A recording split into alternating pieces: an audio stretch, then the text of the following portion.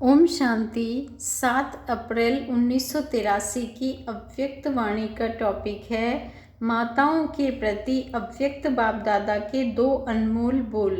माताओं के प्रति अव्यक्त बाप दादा के 2 अनमोल बोल।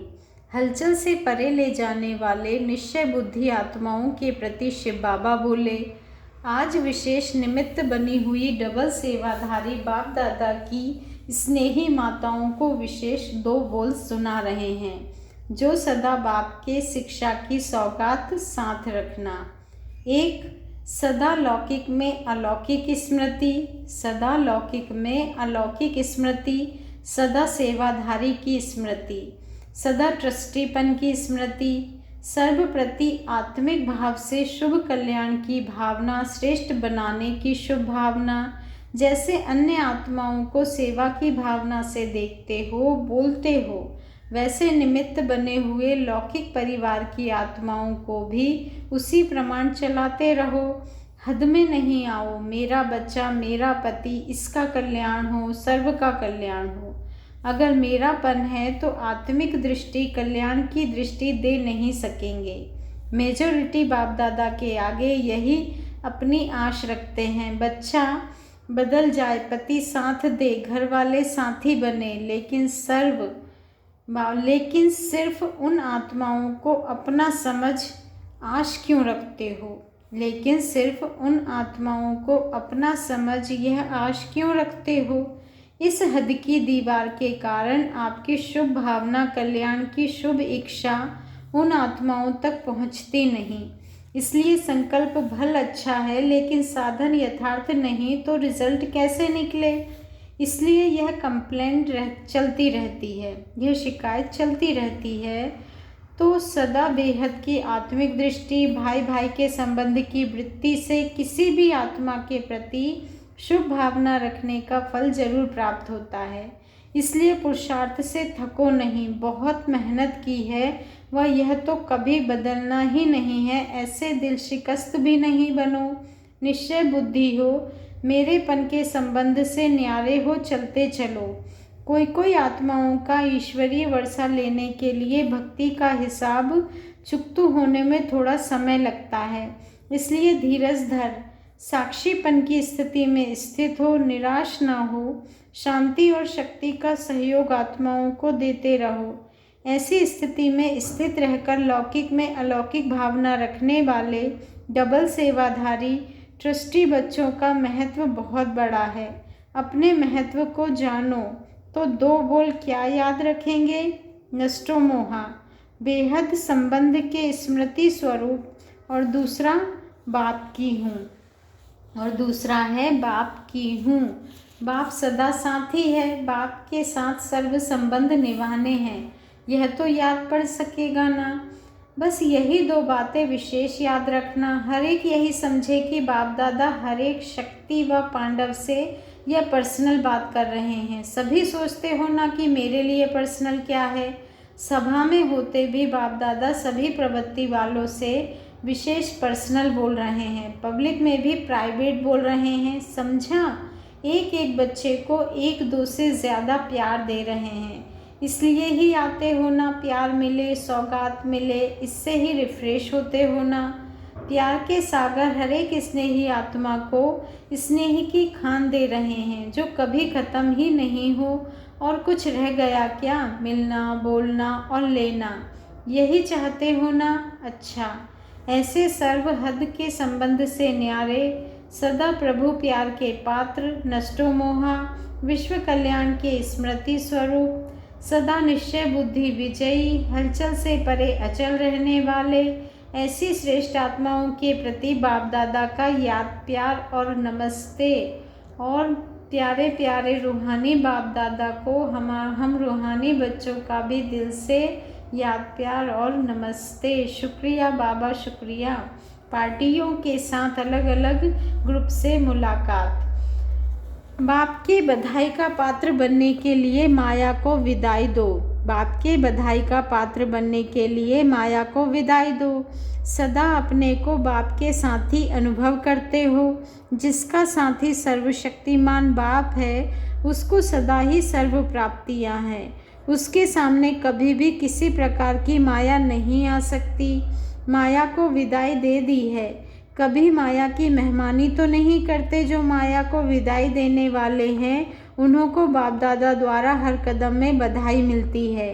अगर अभी तक विदाई नहीं दी तो बार बार चिल्लाना पड़ेगा, क्या करें, कैसे करें। इसलिए सदा विदाई देने वाले और बधाई पाने वाले ऐसी खुशनसीब आत्मा हो।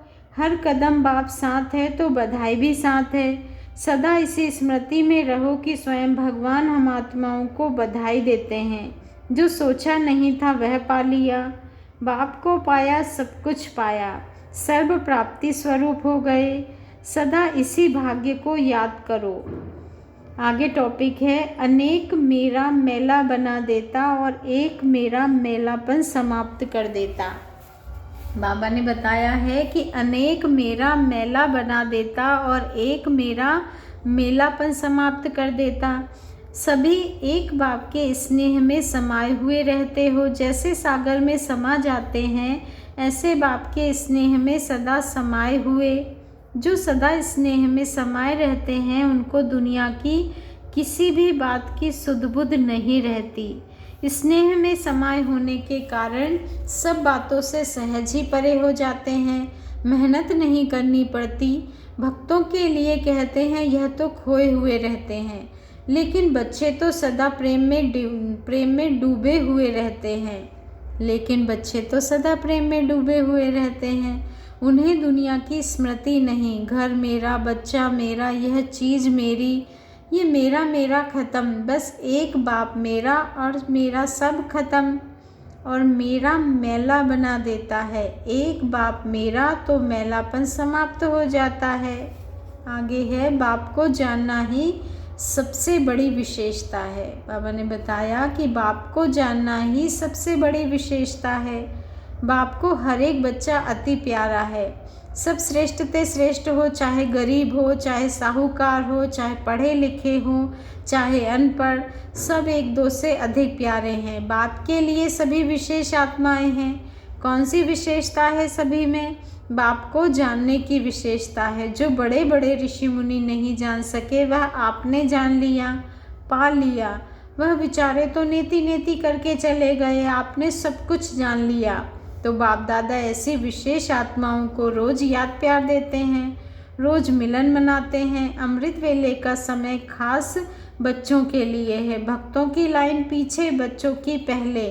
जो विशेष आत्माएं होती हैं उनसे मिलने का समय भी जरूर विशेष होगा ना। तो सदा ऐसी विशेष आत्मा समझो और सदा खुशी में उड़ते चलो। आगे है, बीमारी की सहज दवा, खुशी की गोली और इंजेक्शन। बाबा ने बताया कि बीमारी की सहज दवा है खुशी की गोली और इंजेक्शन। खुशी की गोली और खुशी का इंजेक्शन। ब्राह्मण बच्चे अपनी बीमारी की दवाई स्वयं ही कर सकते हैं। खुशी की खुराक सेकंड में, बाबा कहते हैं खुशी की खुराक सेकंड में असर करने वाली दवाई है। जैसे वह लोग पावरफुल इंजेक्शन लगा देते हैं तो चेंज हो जाते, ऐसे ब्राह्मण स्वयं को खुशी की गोली दे देते हैं, वह खुशी का इंजेक्शन लगा देते हैं। यह तो स्टॉक हर एक के पास है ना। नॉलेज के आधार पर शरीर को चलाना है। नॉलेज की लाइट और माइट बहुत मदद देती है। कोई भी बीमारी आती है तो यह भी बुद्धि को रेस्ट देने का साधन है। सूक्ष्म तन में अव्यक्त बाप दादा के साथ 2 दिन के निमंत्रण पर अष्टलीला खेलने के लिए पहुंच जाओ। फिर कोई डॉक्टर की भी ज़रूरत नहीं रहेगी। जैसे शुरू में संदेशियां जाती थी, 1 या 2 दिन भी वतन में ही रहती थी, ऐसे ही कुछ भी हो तो वतन में आ जाओ। बाप दादा वतन से सैर कराते रहेंगे, भक्तों के पास ले जाएंगे, लंदन अमेरिका घुमा देंगे, विश्व का चक्र लगवा देंगे। तो कोई भी बीमारी कभी आए तो समझो वतन का निमंत्रण आया है। बीमारी नहीं आई है, वतन का निमंत्रण आया है। प्रश्न है, सहज योगी जीवन की विशेषता क्या है? सहज योगी जीवन की विशेषता क्या है? उत्तर है, योगी जीवन अर्थात सदा सुखमय जीवन। तो जो सहज योगी हैं वह सदा सुख के झूले में झूलने वाले होते हैं। जब सुखदाता बाप ही अपना हो गया तो सुख ही सुख हो गया ना। तो सुख के झूले में झूलते रहो। सुखदाता बाप मिल गया, सुख की जीवन बन गई, सुख का संसार मिल गया। यही है योगी जीवन की विशेषता, जिसमें दुख का नाम निशान नहीं। अगला प्रश्न है, बुजुर्ग और अनपढ़ बच्चों को किस आधार पर सेवा करनी है? उत्तर है, अपने अनुभव के आधार पर। अनुभव की कहानी सबको सुनाओ। जैसे घर में दादी और नानी बच्चों को कहानी सुनाती है ना, ऐसे आप भी अनुभव की कहानी सुनाओ। क्या मिला है, क्या पाया है, यही सुनाना है। यह सबसे बड़ी सेवा है जो हर एक कर सकता है। याद और सेवा में ही सदा तत्पर रहो, यही है बाप समान कर्तव्य। क्या करना है? बाबा ने कहा, बच्चे याद और सेवा में ही सदा तत्पर रहो, यही है बाप समान कर्तव्य। अच्छा, ओम शांति। शुक्रिया बाबा, शुक्रिया।